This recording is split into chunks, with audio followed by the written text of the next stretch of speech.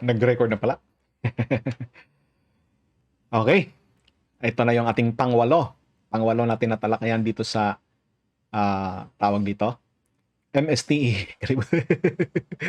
MSTE, Refresh Your Light, baby. Okay, I hope na nandyan kayo sa mabuting kalagayan. Na nagre-record ako nito na video ay pandemic pa rin at tawag dito. Lockdown pa rin ang buong Metro Manila. SQ. Tingnan natin. Start tayo. This is our topic ngayon. Set 8, Part 1. Hatiin pa rin natin class into tatlong parts para hindi kayo maumay class. Pwede kayo magpahinga in between. Number 1, a closed right circular cylinder 2 meter in diameter, 2 meters in diameter and 2 meter tall is partially filled with water. When lying in a horizontal position, the depth of water is 2/3 the diameter.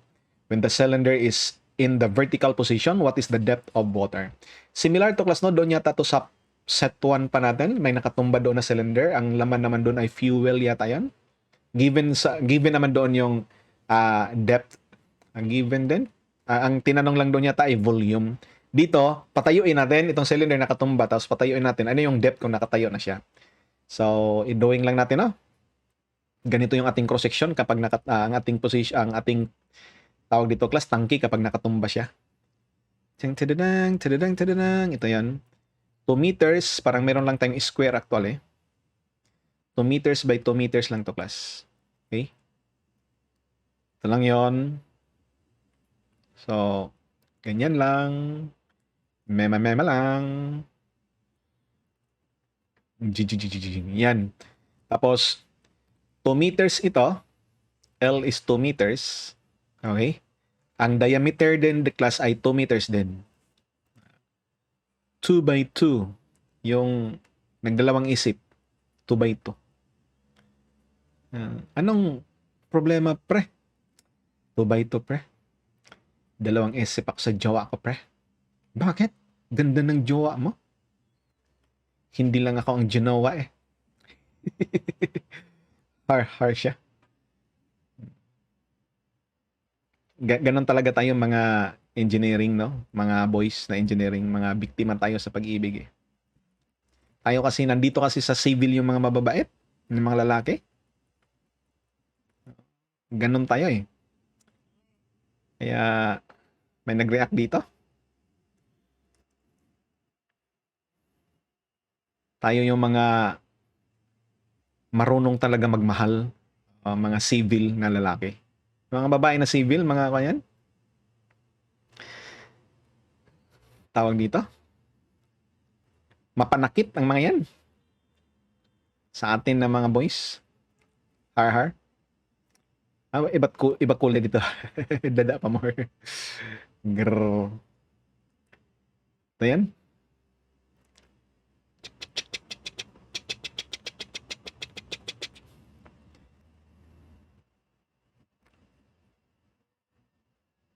Yan.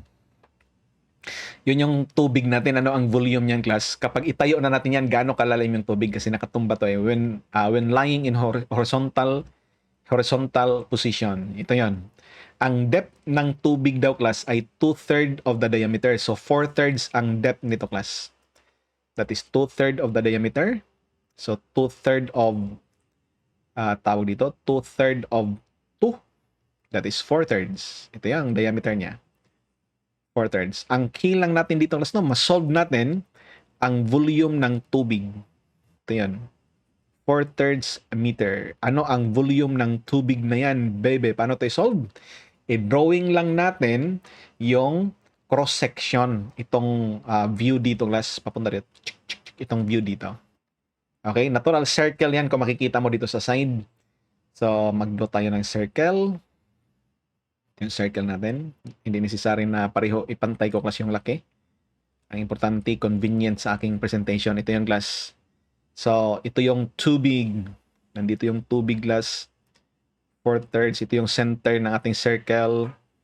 Ito yung depth ng tubig. Tubig horizontal ka. Tubig ka eh. Tapos, lagyan natin dyan ng water lily. Okay? May nakalutang dyan. Kung anong naisip nyo na nakalutang, yun na yun. may palutang-lutang doon sa tubig kung ano kung ano naisip mo class. Yun na yun, baby. Ito class yung matagalan tayo nito. Ito ay 1 meter to na, 1 meter ang radius nito eh. So, ibig sabihin class, kukunin natin ang area nito. Itong may butlig. Okay? Ang area nito may butlig. So, para makuha natin ang area na yan, kailangan natin makuha class ang angle na ito. Okay, let us call that angle theta. Paano ma-solve yung theta? Hatiin lang natin ang triangle na ito na. Mag-erect tayo dito class. Kasi ito ay 4/3 minus 1. 1/3 ang depth nito. No, from the center pala. 1/3 from the center. So, ito class ay 1/3 ito from the center. Kasi ito ay 1 meter yan. Okay? So, ibig sabihin, the cosine of theta over 2, kung hatiin natin yan class, the cosine of theta over 2 is equal to adjacent, that is 1/3 over the hypotenuse, 1. So, kuha natin class yung theta. Ilan to class? I-load lang natin yung ating calculator na allowed sa board exam. Saan ka na? Ito. Bakit ito yung maganda sana yung Casio, no? Pero ito yung may mataas na specs eh. Ito ang gagamitin natin. Ito. Tawag dito. Shift cosine. Shift cosine of 1/3. 1/3. Yan. 1/3 over 1. Natural, times 2 pa natin yan, class. Times 2. That is equal to 141.06. Ilagay natin to sa memory address na store to. Anong nakuha ko? Nako. Na hindi ko na store class. Ito. Ito yan. Anong nangyari doon? Na multiply by 0. Pasensya po. Dito tayo. Ito yan class. Yan times 2. Tapos i-store ko to class to A. Shift store to A dapat. Yan. Nandun na siya sa memory address na A. Para hindi tayo mamroblema niyan. So, 141, ilan yun? 141.06, no? 141.06. So, isulat ko lang, pero nandun siya sa memory address na para hindi natin ma-round off at hindi natin paulit-ulit yan isusulat sa calcu. Okay? Makuha rin natin to na angle actually class na. Itong angle dito. Kailangan natin to Let's call that alpha. So, ang alpha natin natural is 360 degrees minus theta. Huwag natin isulat yan. Okay? Basta ang ating theta nandyan sa alpha A. Now, paano makuha yung area na yan? Ang area na yan, class, kung diretsuhin natin sa formula, ito yung formula actually, sector of a circle. Ang area ay equal to 1/2 r squared theta in alpha in radian tayo. Alpha in radian plus ano yan? Sin theta in degrees. Naka-degree mode yung calcu mo dito. Okay? Kasi sector yan, class. Kung ayaw mo ng ganyang formula, class, kasi hindi mo ma-recall na ganyan pala yung formula, ang paraan dyan ay hatiin mo into dalawang areas. Meron kang isang, yung blue sa atin para mag-represent doon, meron kang isang triangle plus isang pacman. Ito yung magiging area mo. Diba? Isang triangle, ito yung ating angle dito, class, na theta. Diba? Ito yung angle naman na alpha. I-add mo yan. That's why ganun yung formula natin. Ang formula class ng tawag dito, ng triangle na to is 1/2 r squared sin theta. Yun yung formula ng triangle. Kabisado natin yan. Ito naman class ay 1/2 r squared theta in radian. That's why ma-factor lang actually class yung 1/2 r squared. I-add mo silang dalawa, magiging alpha in radian. Alpha ito, hindi to theta, class. Hoy, umalis ka dyan, theta. Si alpha dyan Huwag kang mangangkin dyan, ha? Alpha radian plus sin theta. Yan yung matira. In degrees ito, class. Yan. So, in case na hindi maalala, class, yung buong formula, pwede isa-isahin. So, isulat na natin, class, yung area ng ating cross-section. We have the radius is 1. 1/2 1 squared. Tapos alpha in radian. Ang ating alpha is 360 degrees minus theta lang actually. Pero i-convert pa natin to class in pi over 180. Convert natin yan into radian kasi naka-degrees yan eh. Yan yung conversion. Plus sine of theta in degrees. Ang sine of theta in degrees, isulat ko lang na theta. Take note na yung mga theta nandyan ay nandyan sa memory address na A. That's why pag calcio mo class, ganituhin lang yan, babe. Naka-load pa ba yung aking calcio? I-check ko lang, naka-load ba? Siya pa rin yung display natin class.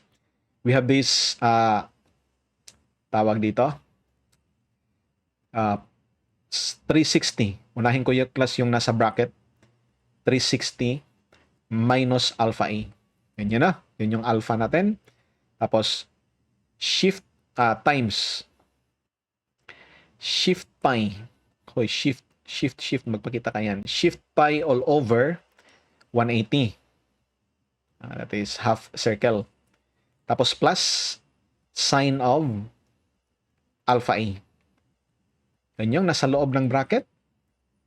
Dahil yung ating R ay 1 lang, so i-divide 2 na lang to class. That is the area, 2.224. Tapos i-times 2 ulit para sa volume. 2.224. Walang hiya to kasi 2 din yung volume eh. Yung L eh. Isulat na lang natin. 2.224 square meter. Ang volume class ay equal to area times L. And this is equal to what? 4.448. 4.448 cubic meter. Yun yung ating volume, baby. Tingnan natin class. Tama no? 225 na pala yan. 225. 225. So this is 4.45 cubic meters. Ang tanong dito no, gaano kalalim class? Kung itayo na natin yan, gaano kalalim yung tubig? Kasi ito yung volume ng tubig. Alam natin na ang volume ng tubig, kapag itayo na natin cylinder to class, ang volume ay equal to pi radius squared. Ang radius natin ay 2 meter yung diameter. Cylinder 2 meter in diameter. So, ang radius natin kasi ay 1 pi r squared. Okay, nakatayo na tayo na. Times the height. So, ang volume na to class ay actually 4.45. Yun na. Kapag nakatayo na, so nakaganito na siya class. Ganyan na siya, baby. Ito na yun. So, gaano daw to kalalim? Ito yung hinanap natin. Ito yung tubig ngayon. Sobrang laki, tubig. Ayan. Laki ng tubig. Siyempre, tubig eh. Laki talaga yan. har. 4 point times to na. Sa total volume. Tapos divided by pi na lang. Shift, divided by shift pi. Saan ka na pi? Ito na yon. And this is the answer. 1.416411718. Letter C yung sagot. Chang chideng. 1.416. 1.416 meter. Yan yung ating sagot, baby. Okay? Wala lang. Mema lang ang problem na yan. Geometry. Sunod na problem. Okay? Load muna natin yung ating kagwapuhan dyan. Na lumaki naman tayo.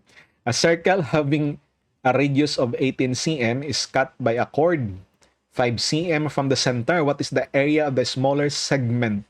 Kanina class sector, segment of a circle, pero malaking segment yon, more than half the circle. Ito naman, mas maliit na segment class kasi smaller na segment, less than half the circle. So, ganito siya class. Ito yung ating circle. Okay? Yung circle class, bilog talaga yan. Ang uncle mong police, circle. Tapos, ang radius nito class no ay 18, so mahaba-haba to. Tapos meron tayong chord na 5 cm from the center dito class. Meron tayong chord dyan, sabi natin dito sa taas. Ito yung chord, the chord of love. The chord of the circle. Okay? Ito yan, this is 5 cm. So, ang tanong, anong area nito? Itong may butlig. Butlig.com. What is the area of that? Paano i-solve class? Pareho lang to kanina class sa ating formula. Okay? Kukunin lang natin ang angle na to. So far dito, no, pag maliit na segment class, less than half circle, ang concern lang natin, itong angle lang na to, theta. Okay? Take note na Ang ating kukunin dito class ay ang ating radius pala nito class ay 18 cm. 18 cm. Pause. Recording.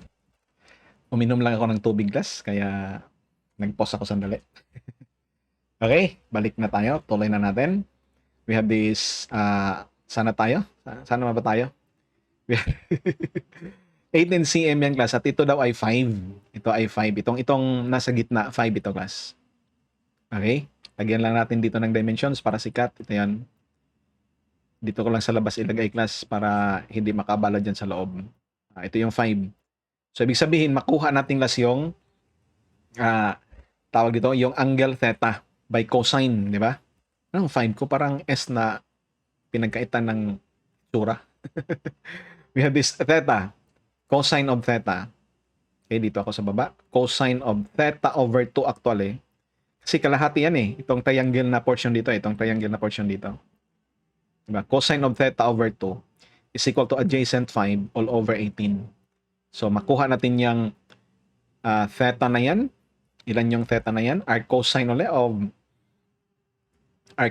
of tawag dito. Hindi ko lang ipakita yung calculator ha. Shift cosine of 5 over 18. Kasi basic lang naman yan na calculation class. That is equal to 73.87 times 2. And that is equal to 147.74. 147.74. Okay? I-store ko ulit ito class sa memory address na i-store to eh. Ayos. 147.74. Madalas class, pag nilalagay ko sa nililibelan ko talaga to para hindi ako maligaw, lalo na kung marami nang ipapasok ko sa memory address. Yun yung isa ko sa mga paraan. Kung gusto nyo i-adapt, okay yun. Okay? So, meron na tayong theta. Ang gagawin natin, kukunin actually natin class ang segment. Ang gagawin kasi natin class ay, ito yung formula by the way. Ang formula ay 1/2, tulad ng ginawa natin kanina, r squared. Ngayon naman, theta lang ang ma-involve dito. Theta in radian plus sine theta in degrees. Okay, naka-degree mode yung inyong calculus sa pag-calculate nito class. Ang sinusolve kasi natin para ma-visualize mo yan, nagkuha ka ng sector of the circle na may ganito.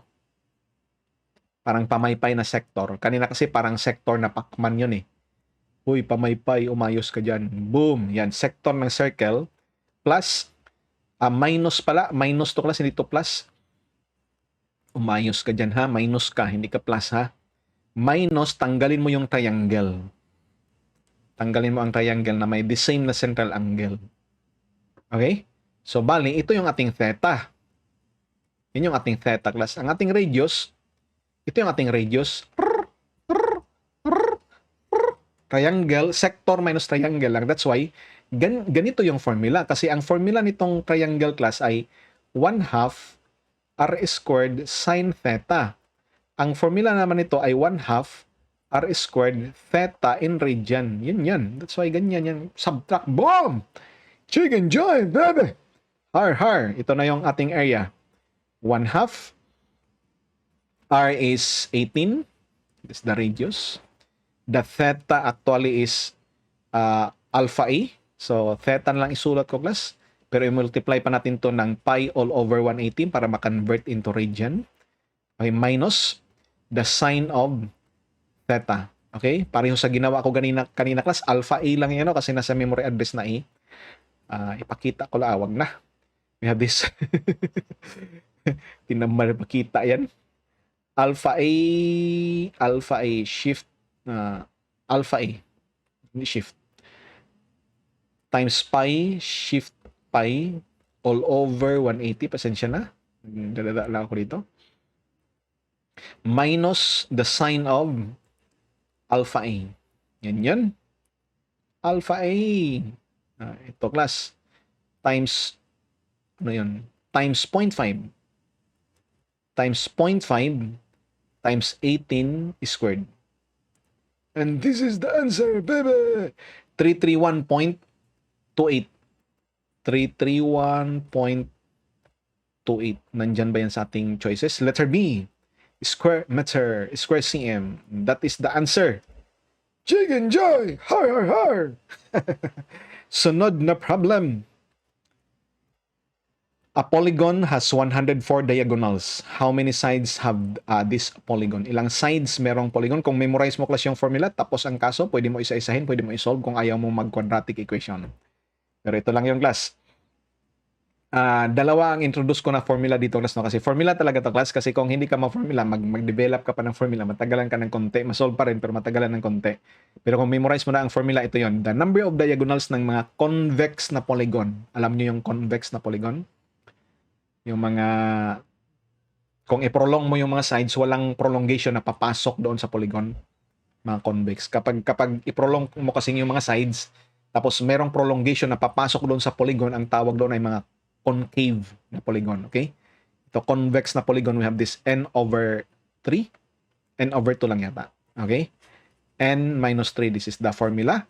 Or, ang ating formula class, isa pa ay the number of diagonals ay equal to n choose 2 minus n. Kahit alin dyan class yung inyong gamitin, it doesn't matter. I-load natin yung ating calcu para sikat. Tingnan natin class, i-check ko lang kung na-load yung calcu, okay? We have this, ang gagawin mo lang class no ay kung sabihin natin yung pangalawa, yung n choose 2. So, gagawin ko lang class na alpha x. Tapos, shift combination of 2 minus alpha x. Alpha x. Okay? Tapos, mamili lang ako sa choices. Mamili ako sa choices sa calc. Ang magbigay sa akin ng 104, yun yung sagot. 16. Calc na ba yun? 104, yun yung sagot. Diretso lang. X is equal to 14. Tingnan mo, hindi to magbigay ng 104. Kulang to class sa 177 lang. Kung 15, kulang pa rin, excuse me. Kulang pa rin yan class. Hindi yan abot ng 104. Kung 17, sumobra din. Okay? Ang 17, ang number of diagonals ay 119. So the answer is letter A. Ganun lang na. Har siya. Or pwede mo gamitan ng pangalawang yung unang formula. Tuloy, mabilis ko yung isa class. You have this alpha x. Alpha ba yung napindot ko? Shift yung napindot ko class. Alpha x all over 2. Uy, hindi. Umayos ka alpha x. Na-off ko. Ay, na-shift off. Na-shift ECA ko na-off. Har. Alpha x. Ito yan. Alpha x all over 2. Okay? Tapos, alpha x minus 3. Okay. Yan yung ating equation. Tapos, calc. Pag pindot mo class ng 16, x is equal to 16, lalabas yung 104. Siya yung sagot. Ganon pa rin class. Pareho talaga yan na formula class. Okay, tingnan mo 14. 99 lang ba to? 77 pala. Tingnan mo yung 15. Ilan lang to class? 90. Tingnan mo yung 17. Sumubra na. Ayun, di ba? Number of diagonals. Letter A talaga yung sagot class. For the sake of discussion class, no, gamit i-solve natin to class. Tuloy natin to. Itong route natin. Okay? 104 tapos n is we don't know over 2 n minus 3. Tapos i-cross multiply itong 2 magiging 208. Ipasok yung n maging n squared minus 3n. Okay? Therefore, yung ating equation ngayon ay n squared minus 3n minus 208. Ito yung gagamitan mo ng quadratic equation. Makuha mo yung dalawang roots actually. Negative actually yung isang root dito na check ko na class. Kasi isang diagonal lang mag-satisfy niyan. Isang polygon lang makasatisfy niyan eh. Na mayroong number of sides na 16. Walang iba dyan class. Kaya hindi po pwede na dalawang sagot. So, equation number 5. Tapos, tawag dito. Number of 2 equations to unknowns. Downward pa tayo. Quadratic. Number 1. Quadratic tayo. So, we have this 1. Negative 3. Okay. Tapos, negative 208. Yun. Pag solve mo class, ang isang root ay 16. Ang isang root ay negative 13. So, 16 yung tatanggapin mo na sagot. And that is our answer. Chicken Joy, bebe! Ay, sulat lang natin para 16 at negative 13. So, itong negative 13 ay meaningless ating problem. Ito yung sagot natin. Har. Sunod. A hemispherical dome is 16 meters in diameter. Okay? If the bottom 1 meter strip of the dome's surface painted, what is the total painted area? Ano yung total na pininturahan? Mayroon tayong 1 meter strip doon sa bottom. Pag sinabing dome class no, yung ating hemisphere, kalahati ng sphere yun, no? Ang ating hemisphere class ay nakataob. Dome eh. Yan, dome. Ito yan. Laki naman ito. Ito yung ating hemisphere. Okay? Nalakihan ko yung drawing ko, class. Pero anyway, okay lang. Yan. Itong portion daw dito, class, ay pininturahan ng anong kulay? Wala lang. If the bottom 1 meter dome surface painted, wala lang. Basta pininturahan siya, class. Sabi natin, pipinturahan natin siya ng ito. Nandito yung pintura. Equal ang thickness nito, class. Natural pati doon sa likod, napinturahan din yan. Ayusin natin kasi magaling yung nagpintura nito eh. Skilled na kuwan talaga. Pipintura. Okay? So ito yon. 1 meter to, class, ang thickness. Ito yung napinturahan. Ano ang area nito, class? Formula lang actual ito. Kasi kung hindi ka gagamit ng formula, gagawa ka ng integration. Medyo malala ng konti. Length of arc at yung area ng surface. Huwag natin idat-dat doon sa likod. Pangit na tingnan. Okay? Paikot yan. Ang tawag actually niyan, class, no, ay spherical strip yun eh. Spherical zone. Spherical zone. Ang formula for the spherical zone, class, ito yon. Ang area ng zone ay equal to 2 pi RH, where R is the radius of the sphere and H is the thickness of the zone.